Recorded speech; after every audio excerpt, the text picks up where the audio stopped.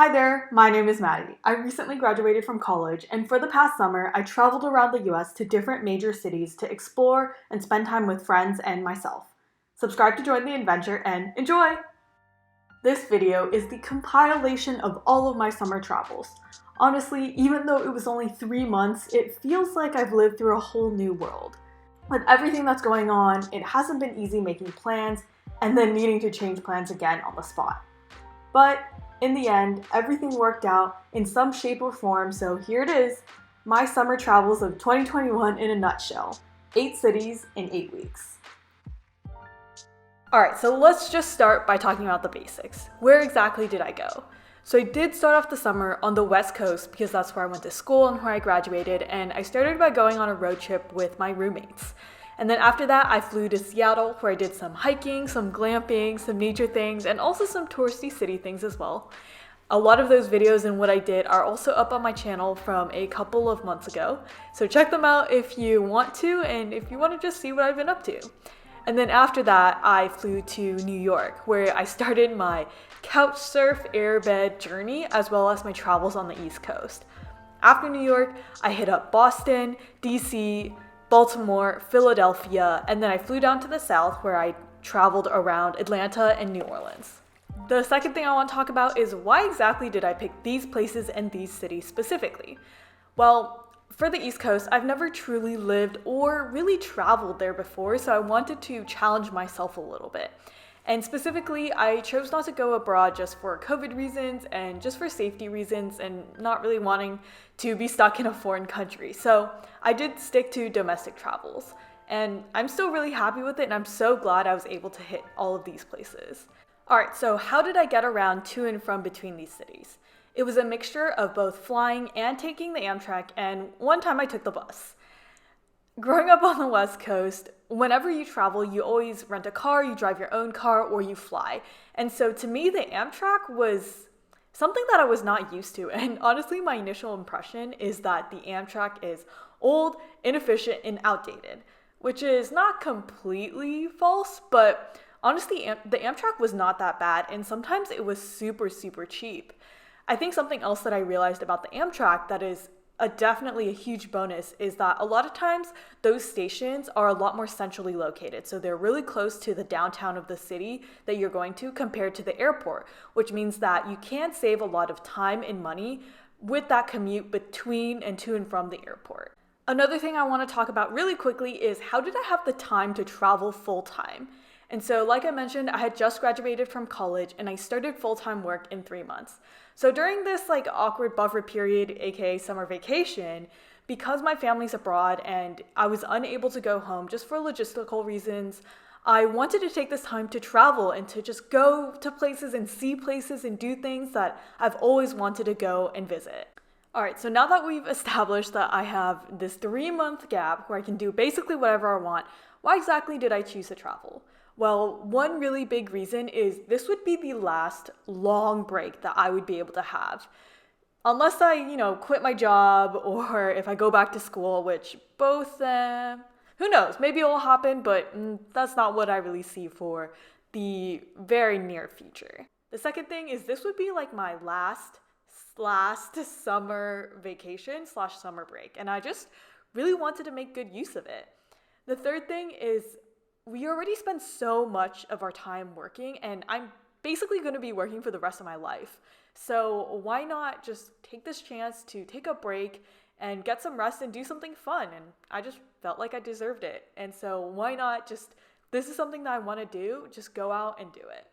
Oh, and I also kind of wanted the chance to compare the West Coast versus the East Coast and, see which one is the best coast. Alright, so now that we've talked about everything that I've done, why I did it and whatnot, what is it exactly that I feel like I've learned after 3 months? Well, the first things first, I learned that sleeping on an airbed can actually be really, really uncomfortable once it's been a month or more than a few weeks later. As a fresh grad, I wasn't really intent on spending that much money on accommodations or just traveling in general. I was on a budget. And while I'm super grateful and gracious that I have so many friends that were willing to host me and let me sleep on their couch or on their floor, I didn't really realize how uncomfortable an airbed can get.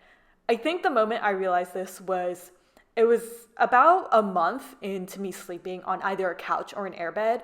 And for the next city that I was traveling to, I was actually going to be staying in a hotel. And I remember walking into the room and looking at the bed and seeing how nicely laid out it was, how clean it was, how it had so many pillows and blankets, and just that fresh, crisp look of a new bed, and realizing, wow, it's been a month, over a month since I've slept in a bed, and I just could not be more excited for the day to end and for me to be able to sleep in that bed. That's when I knew I was over the airbed and it was too much. The second thing that I learned is that Asian presence in the US is far from what I thought, and we're definitely in the more minority group.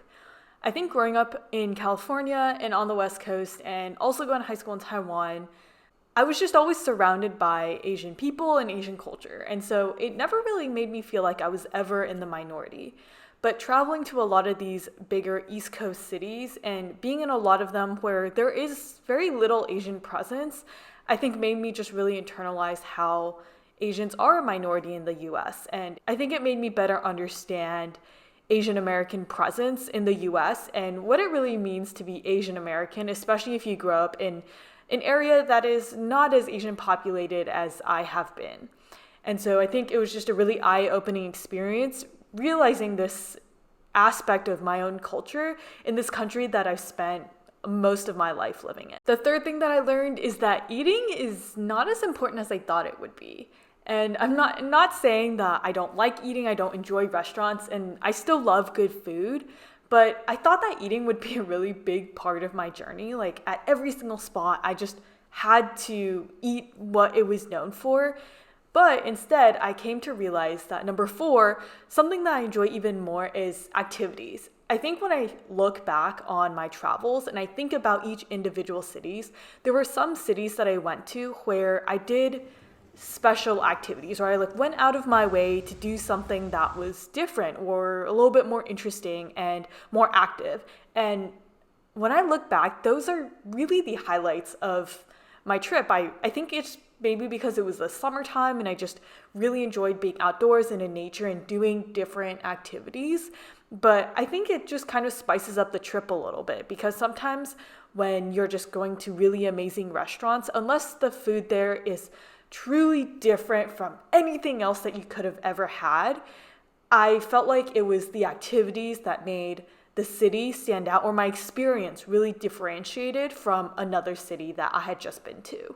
The 5th thing that I learned was learning how to ask other people to take photos of just you. It was definitely a little bit awkward at first. I felt self-conscious, I felt really narcissistic, and it felt like a really self-absorbing activity, but sometimes it's actually just really practical, because if you don't, carry around a tripod and the view you're trying to capture is really far back or it's really big, you really can't capture that with a selfie. And similarly, I think I got really comfortable, taking selfies by myself in public and in front of other people, because if you want a photo with whatever is going on and wherever you're at and you're really by yourself, these are really the only 2 options that you have. And so I think sometimes there's a little bit of a stigma around it, but if you really want to be solo traveling, I think me learning and being comfortable with these 2, maybe sometimes awkward and taboo situations, is something that I'm glad that I've been practicing and I've been learning and I've been able to do a couple times on these trips. The 6th thing that I learned was how to spend time by myself. Even though I was traveling and this was kind of like a post-grad graduation trip kind of situation, a lot of the times I was actually traveling by myself. I went to see the Statue of Liberty and Ellis Island by myself. Between a lot of the cities, I was also traveling alone. And I think through this process came a lot of independence, a lot of growth, and a lot of self-reliance.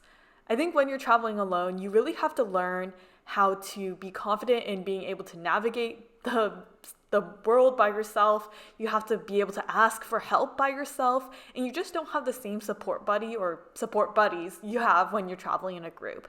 I think for me, this was really useful because I think sometimes you just can't travel with other people due to scheduling reasons or, some people are busy and you just have to be able to go out and do the things that you want to do by yourself.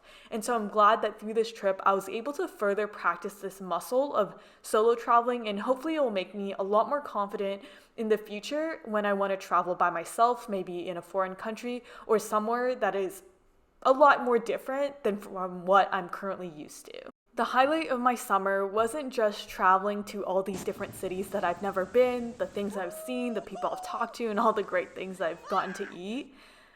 But the real highlight of the trip was being able to set a goal for myself of spending more time in an unknown place and, more like unknown cities, and knowing that I had just done that. I'm proud of learning to be more independent and traveling by myself. And even now that I'm back in the Bay Area, specifically in San Francisco, and I've started working full time, when I think back to everything that's happened this summer, it makes me excited to know and think about all the adventures I can only currently dream about and know that I can make them happen.